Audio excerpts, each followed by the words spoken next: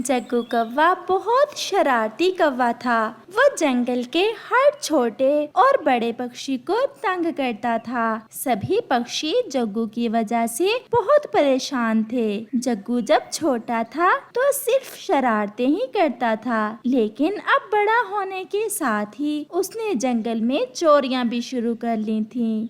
एक दिन कुकू और बुलबुला बैठे हुए थे कि उनके पास जग्गू आता है। कुकू और बुलबुले, चलो आज कबूतर के आमों के बाग से आम चुराते हैं। कबूतर के बाग के सारे आम ही पक गए हैं। ना, मैं तो नहीं जाऊंगा। चोरी करना बहुत बुरी बात है। मेरी मम्मा ने मुझे शुरू से ही ये बात सिखाई है कि बेटा भूखे रह लेना, लेकिन कभी भी चोरी नहीं करना। कुकू, एक तुम और एक तुम्हारी मम्मा हमेशा ऐसी बातें ही करते रहते हो। भला खाने वाली चीज की कैसी चोरी। बुलबुले, चलो हम दोनों चलते हैं। बहुत मीठे और रसीले आम हैं कबूतर के बाग के, लेकिन अगर कबूतर अंकल को पता चल गया तो बहुत बुरा होगा। कबूतर अंकल को कभी भी नहीं पता चलेगा। वो इस समय अपने बाग में सो रहा होता है। मैंने कई बार देखा है उन्हें। फिर बुलबुला जग्गू के साथ जाने के लिए तैयार हो जाता है, जबकि कुकू वहाँ से चला जाता है।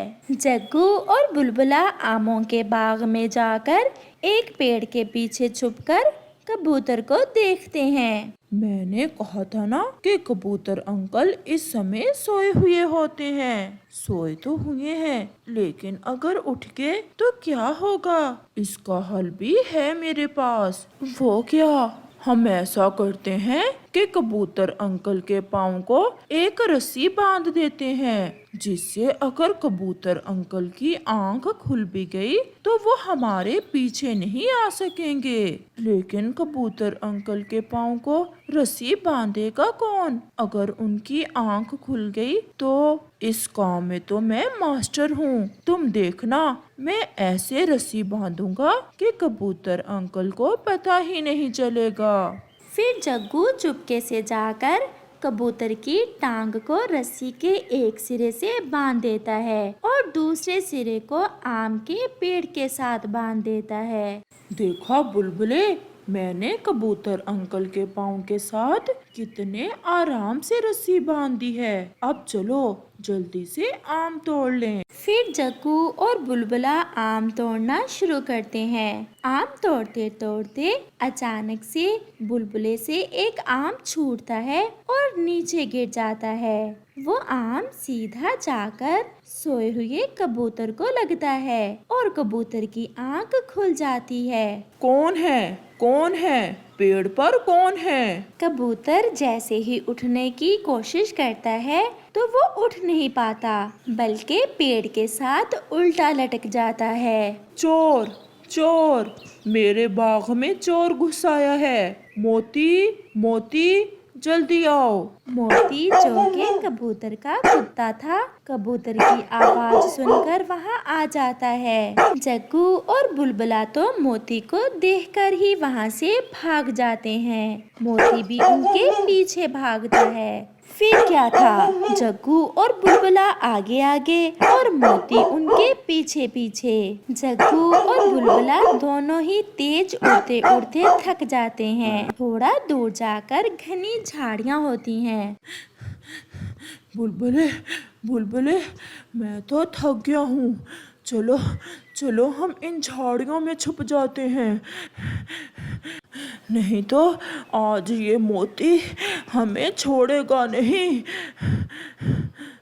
फिर वो दोनों झाड़ियों में छुप जाते हैं। वो इस बात से बेखबर थे कि उन झाड़ियों के ऊपर वाले पेड़ पर मधुमक्खियों का छत्ता था। महारानी, हमारे इलाके में चोर घुस आए हैं। तुम उन पर हमला कर दो, कहीं वो हमारा शहद ना चुरा लें। शुक्र है बच गए। अगर पकड़े जाते तो कबूतर अंकल का कुत्ता हमें कच्चा ही खा जाता।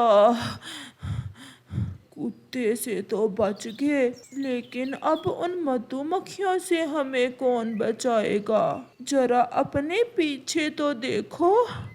जग्गू जैसे ही पीछे देखता है तो मधुमक्खियाँ उन पर हमला कर देती हैं। वो दोनों वहाँ से उड़ते हैं, लेकिन मधुमक्खियाँ भी उनके उड़ते उड़ते उन्हें काट लेती है। बड़ी मुश्किल से जान बचाकर वो वहाँ से निकलते हैं और नदी के पास आकर बैठ जाते हैं। वो बहुत ज्यादा घायल हो चुके थे और उनके चेहरे ऐसे लग रहे थे जैसे कोई फुटबॉल हो।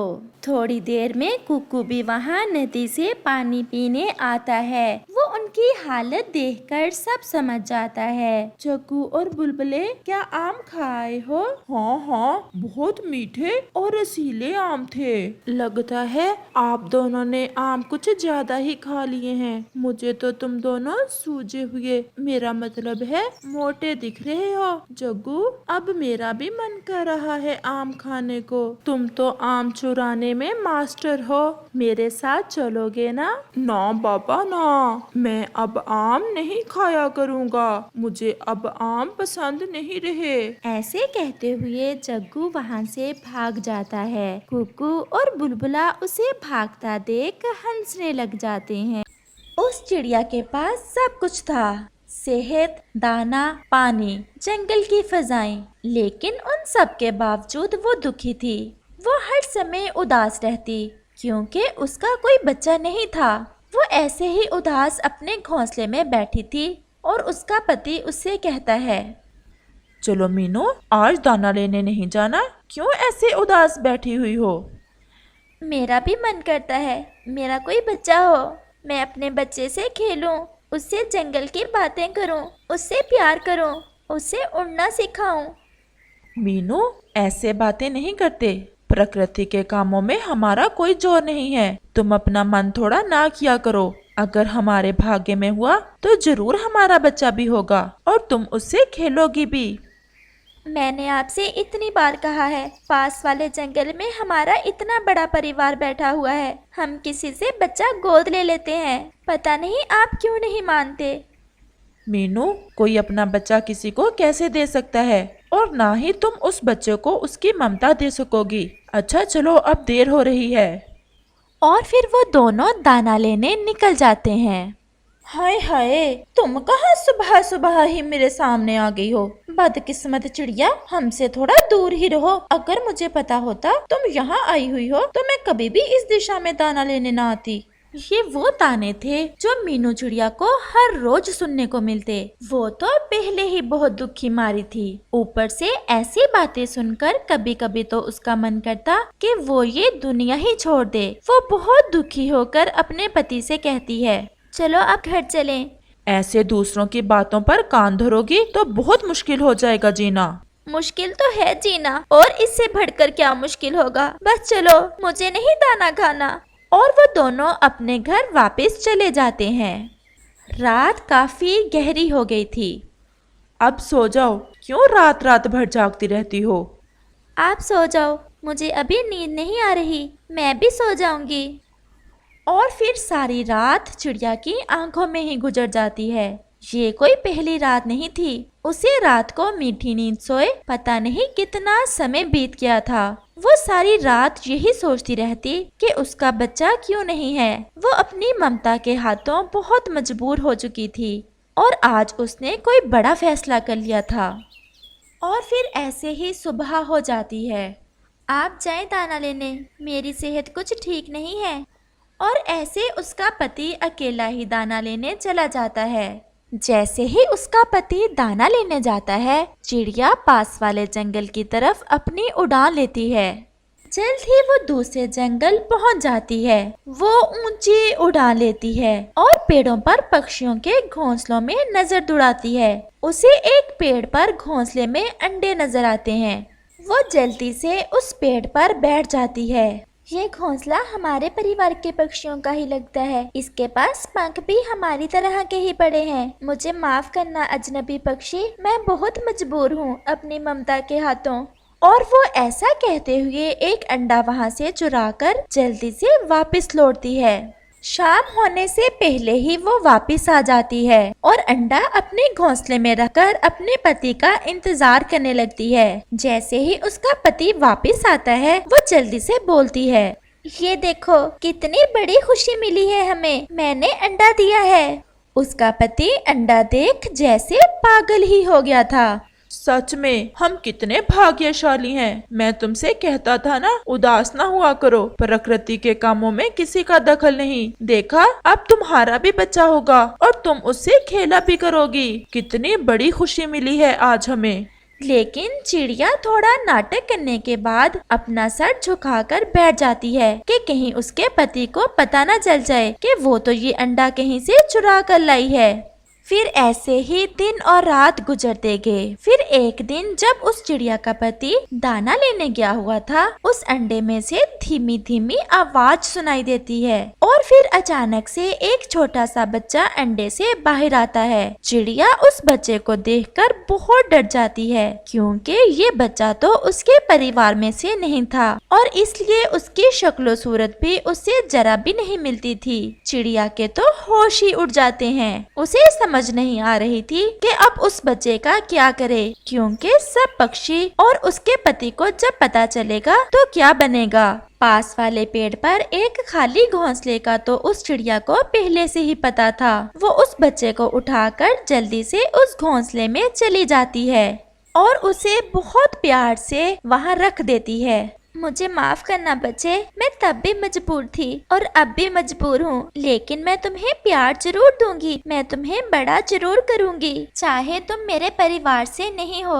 और चिड़िया बच्चे को पत्तों में छुपाकर वापस चली जाती है। शाम को जैसे ही उसका पति वापस आता है, चिड़िया रोने लग जाती है। क्या हुआ? मैं पानी पीने पल भर के लिए गई थी, कोई मेरा अंडा उठा कर ले गया। मीनू, ये तुम क्या कह रही हो? मैंने तुमसे कहा भी था कि अंडे को अकेला छोड़कर कहीं भी ना जाना। और फिर ऐसे चिड़िया अपने पति को झूठ बोलती है। रात को चिड़िया बहुत बेचैन थी। वो बच्चा उसकी आंखों के सामने आ रहा था। जैसे ही उसका पति सोया, चिड़िया आहिस्ता से उठकर उस बच्चे के पास चली जाती है और उसे अपने बच्चे की तरह ही प्यार करती है। उसे अपनी चोंच से दाना खिलाती है और फिर वापस आ जाती है। ऐसे ही दिन गुजरते गए। चिड़िया हर रात जब उसका पति सो जाता तो उस बच्चे के पास चली जाती और वो बच्चा भी अब चिड़िया को ही अपनी माँ समझता था। माँ, मैं अब उड़ सकता हूँ, आप मुझे उड़ने क्यों नहीं देती? नहीं मेरे बच्चे, अभी नहीं। यहाँ से अभी तुम्हें कहीं भी नहीं जाना। जब तक मैं ना कहूँ इधर ही रहना है। ठीक है मम्मा। चिड़िया जैसे ही वापस मुड़ती है तो पीछे उसका पति बैठा सब सुन रहा था। चिड़िया के तो होश उड़ जाते हैं। उसे समझ नहीं आ रही थी कि अब वो क्या बताए अपने पति को, लेकिन उसका पति सब समझ जाता है। ये बुलबुल का बच्चा उसी अंडे से निकला है ना, जो तुम अपना कह रही थी।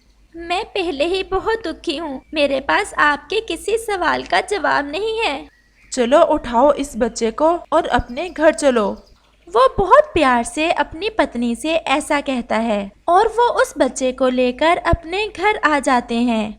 मीनू, तुमने बहुत बड़ा पाप किया है। किसी की ममता उजाड़कर तुमने अपनी ममता बसाने की कोशिश की है। मेरी बात मान लो। अब हम सुबह इस बच्चे को वहीं छोड़ आएंगे, यहाँ से तुम उसे उठा लाई थी। मैं भी ऐसा ही सोच रही थी। और फिर सुबह हो जाती है। मम्मा, हम कहाँ जा रहे हैं? हम पास वाले जंगल जा रहे हैं मेरे बच्चे। फिर वो पास वाले जंगल की तरफ सफर शुरू करते हैं। यही है वो घोंसला, यहाँ से मैं वो अंडा उठा ले गई थी। वो ये बात कर ही रहे थे कि वहाँ पर बुलबुल परिवार भी आ जाता है। आप कौन हो और ये हमारे परिवार का बच्चा आपके साथ कैसे? चिड़िया में तो इतनी हिम्मत ना थी कि सब बता सके। उसका पति बुलबुल परिवार को सारी कहानी बताता है। आप शर्मिंदा ना हो, जो पाप आपने किया मैं समझ सकती हूँ। आप कितनी मजबूर होगी अपनी ममता के हाथों, लेकिन आपका धन्यवाद जो आपने मेरे बच्चे को अच्छे से पाला पोसा। अब हमें जाना चाहिए। और वो जैसे ही जाने का कहते हैं, बच्चा रोने लग जाता है। माँ, मुझे छोड़कर जा रही हो, मेरा क्या कसूर है? आपने कहा उड़ना नहीं, जब तक आपने कहा मैं घोंसले में ही रहा, किसी से मिलना नहीं। मैं किसी से मिला नहीं, फिर भी आप मुझे यहाँ छोड़कर जा रही हो। और वो चिड़िया जोर जोर से रोने लग जाती है। मेरे बच्चे, मुझसे गलती हो गई, मुझे माफ करना। शायद मैं कभी खुशियाँ ना देख पाऊँ। चिड़िया, मैं एक माँ से उसके बच्चे को अलग नहीं कर सकती। ये बच्चा अब तुम्हारा ही है, तुम इसे अपने साथ लेकर जा सकती हो। चिड़िया के आंसू थे कि रुकने का नाम ही नहीं ले रहे थे। और फिर ऐसे वो चिड़िया और उसका पति उस बच्चे को साथ लेकर अपने जंगल वापस आ जाते हैं और अपने बच्चे के साथ अपने नए जीवन की शुरुआत करते हैं।